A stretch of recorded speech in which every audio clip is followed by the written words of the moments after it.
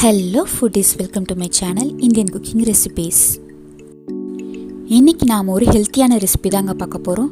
வாழைப்பூ பொரியல்.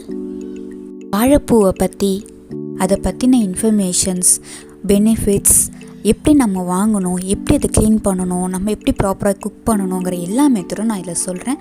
இந்த ஒரு வீடியோ பார்த்தாலே போதுங்க, நீங்கள் கண்டிப்பாக வாழைப்பூ வாங்கி சமைப்பீங்க. ஸோ வாங்க வீடியோக்குள்ளே போகலாம்.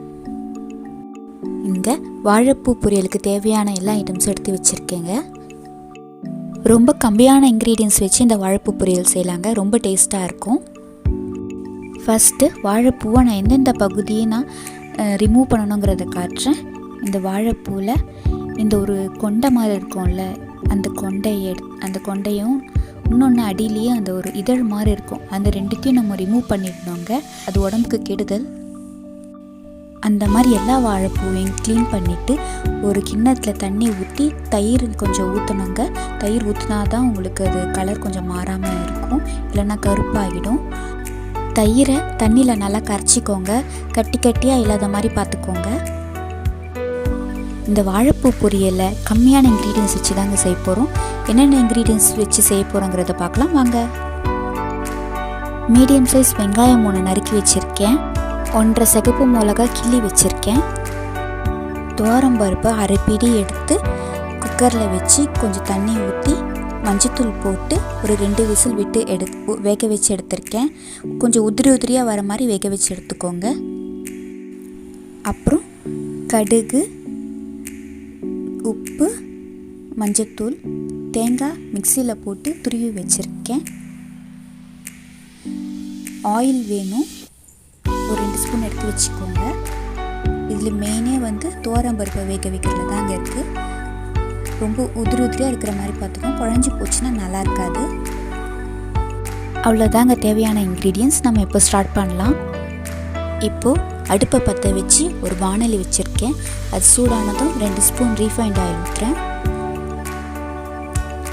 எண்ணெய் சூடானதும் 1 ஸ்பூன் கடுகு, நல்லா வெடித்ததும் 1.5 சிகப்பு மிளகா, அதோட நறுக்கிய வெங்காயம் சேர்க்க போகிறோம். வெங்காயம் வதங்கிறதுக்குள்ளே நான் வாழைப்பூ பற்றி நல்ல இன்ட்ரெஸ்டிங்கான விஷயத்தை பற்றி நான் சொல்ல போகிறேங்க. எல்லா மரத்துக்கும் விதைங்கிற விஷயம் இருக்குங்க, ஆனால் இந்த வாழை மரத்தை பொறுத்த வரைக்கும் விதைங்கிற விஷயமே இல்லைங்க. அப்போ எப்படி வரும்னு கேட்குறீங்களா? செழிப்பாக இருக்கிற வாழை மரத்துக்கு பக்கத்தில் ஒரு கன்று மாதிரி வருங்க. இந்த கன்றும் பக்கத்திலே தானாகவே வளரும். இது வளர வளர அந்த கொலையும் தானாகவே சாயுங்க. இந்த மாதிரி ஒரு விஷயம் எந்த ஒரு மரத்துக்கும் கிடையாதுங்க, வாழை மரத்துக்கு மட்டும்தான் இருக்குது. இதை கேட்டு ஆச்சரியமாக இருக்காங்க. இதோட பெனிஃபிட்ஸ் கேட்டாலும் ஆச்சரியமாக இருக்குங்க. வாழைப்பூவில் அவ்வளோ ஹெல்த் பெனிஃபிட்ஸ் இருக்குங்க. நார் சத்து, புரத சத்து, விட்டமின் இ, கொழுப்பை கரைக்கும், ரத்தத்தை சுத்தம் பண்ணும், இந்த மாதிரி நிறைய விஷயம் இருக்குங்க. இது சாப்பிட்டிங்கன்னா லேடிஸ்க்கு ரொம்ப நல்லதுங்க. பீரியட்ஸ் ப்ராப்ளம் இருக்கிறவங்களாம் இது மாதத்துக்கு ஒரு 2 தடவை சாப்பிட்டாலே போதுங்க, பீரியட்ஸ் ப்ராப்ளம் நார்மல் ஆகும். கடாயில் இந்த வெங்காயத்தோட மஞ்சத்தூள் சேர்த்துக்கிறோம். இந்த வாழைப்பூ வாங்குறதுல பார்த்திங்கன்னா நம்ம எப்போவுமே பெருசாக வாங்கணுங்க. பெருசாக வெயிட்டாக இருக்கிற மாதிரி பார்த்து வாங்குங்க, அப்போ தான் அது கொஞ்சம் துவர்ப்புத்தன்மை இல்லாமல் இருக்கும். சின்னதாக வாங்கினீங்கன்னா துவர்ப்புத்தன்மை இருக்கிறதுக்கான சான்சஸ் நிறைய இருக்குது. ஸோ வெயிட்டாகவும் பெருசாகவும் இருக்கிற மாதிரி பார்த்து வாங்குங்க.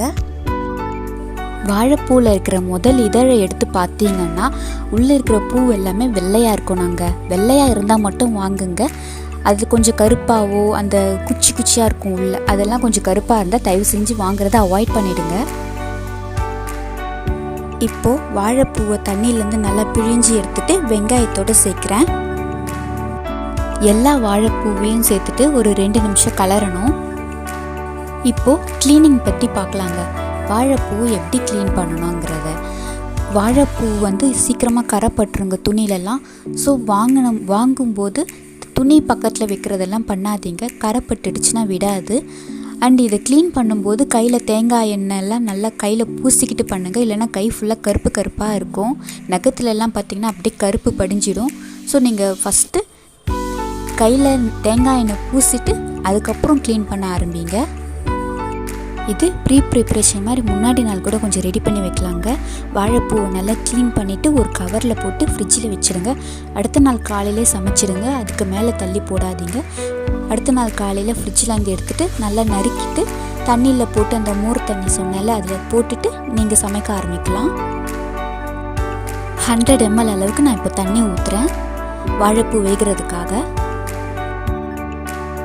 பொரியலுக்கு தேவையான உப்பு சேர்த்து 2 நிமிஷம் கலந்துருங்க.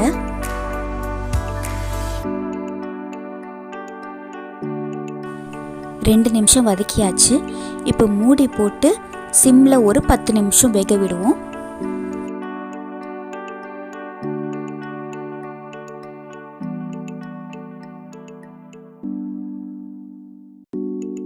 பத்து நிமிஷத்தில் பூ நல்லா வெந்துருச்சு. தண்ணி இன்னும் கொஞ்சம் தான் இருக்குது. ஒரு 2 நிமிஷம் தண்ணி நல்லா இழுத்துக்கட்டும். ஓகே, தண்ணி இப்போது கம்மியாயிடுச்சு. இப்போ நம்ம துருவின தேங்காய் சேர்த்துக்கலாம்.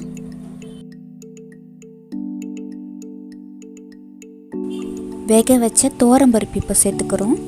பாசிப்பருப்பு கூட சேர்த்துப்பாங்க, ஆனால் நான் தோரம்பருப்பு தான் சேர்த்துப்போம். டேஸ்ட் நல்லாயிருக்கும். இந்த மாதிரி உதிரி உதிரியாக இருக்குது நாங்கள் தோரம்பருப்பு. இது ரொம்ப ரொம்ப மெயின் பாயிண்ட்டு.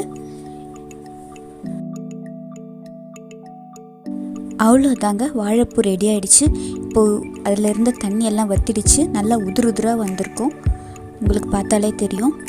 நல்லா பூ மாதிரி உதிரி உதிரியாக இருக்குங்க. துவர்ப்பு தன்மை கொஞ்சம் கூட இருக்காது. கண்டிப்பாக ட்ரை பண்ணி பாருங்கள்.